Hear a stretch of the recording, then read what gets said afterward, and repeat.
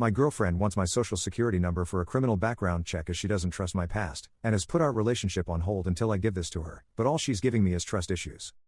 I, 27 meters, have been in a relationship with my girlfriend, 31 feet, for almost a year now. This evening, she sat me down and said she needed to have a serious conversation with me, and then she asked for my social security number. I said, absolutely not. Why would you need that? She then told me about her ex-boyfriend, who was basically living a double life. He had a bunch of criminal charges in his past that he'd never told her about and eventually exposed her to some sketchy and dangerous behavior before she broke things off after he cheated. I said, okay, thank you for telling me that, but what does that have to do with my social security number? She explained that ever since then, she's had her friend, who works for the federal government, run background checks on people to make sure they're safe. Because our relationship is progressing, she said she needs to know that I'm a safe partner for her, so she wants my SSN to check my criminal history. Now, for the record, I don't even have a parking ticket. I'm a nerd and a gym rat. All I do is work, go to school, play Dungeons and Dragons, come home, watch anime, rinse and repeat, so I don't care about a background check because she won't find anything. But I'm not giving out my SSN. I don't feel comfortable enough providing that to her friend. When I told her that, she got upset and said I don't understand what women go through and that this is about safety. I admitted she's right, I have no idea what women go through, but that doesn't mean I'm giving my SSN to a complete stranger. She said he isn't a stranger because he's one of her best friends and married to a close friend of hers. I responded, honey, that's great, but I don't know him. I don't trust him because I don't know him. That's my information you're asking for. You can trust him with your personal information if you want, but no one I don't know is getting my SSN or critical details. It's just not happening. She then said that our relationship wouldn't be able to progress unless I gave him my SSN because she needs to know that she's safe, and she's offended that I don't trust her taste in friends.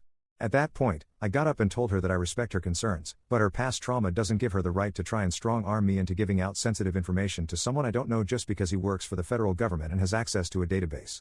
I used to work for the federal government, so I can say from experience that not everyone working there is a wonderful person. I'm not assuming he's a monster or anything, but just working for the feds doesn't prove anything to me. She called me insensitive and hasn't spoken to me since. Personally, I feel like she was gaslighting me into giving her what she wants, but I'm not sure. Relevant comments. Comment 1. I am a federal employee who does have access to some systems like that in order to locate people, and it is 100% against the law to use them for personal reasons. In fact, we have to try all other reasonable ways to find someone before using these systems. There is something sketchy there. Also, you don't need an SSN to do a background check. A name and address or birth date are enough. Comment 2. I just had a background check completed. I've had them every 5-ish years for the last 20 because I volunteer with children, some in state, some federal. I've also been screened by the government for a permit several times. I have never had to provide a SSN. Sadly, I think your girlfriend may be the criminal, and you may be her long con mark. Update. After hearing the comments I've been getting over the last few days, I decided to call her on New Year's Eve and give things one last chance because I'm the type of person that needs to know I did everything I could before I walk away from a relationship. Some people said she has valid concerns, she just went about them the wrong way, which made sense. I told her, I understand and respect your need to ensure your safety, but I'm not willing to potentially compromise my safety to make you feel safe by handing over my SSN to someone I don't know and don't trust. It's also illegal for him to even use a federal database for personal reasons. So that's out. But what I will do is pay for a background check of your choosing, so long as it's a legitimate service, and give you the results. I will not be providing my social security number to anyone, but my address, date of birth, etc., are all fair game. She refused and said that she has chosen a background check, and that's having her friend do it because she knows that she can trust him. So I said, if that's how you feel and you won't budge, then the issue here is trust. I'm not willing to stay in a relationship with a woman that doesn't trust me because of some crap that doesn't have anything to do with me. I'm not paying for another man's sins, and I'm not giving you my social security number because your ex was a criminal.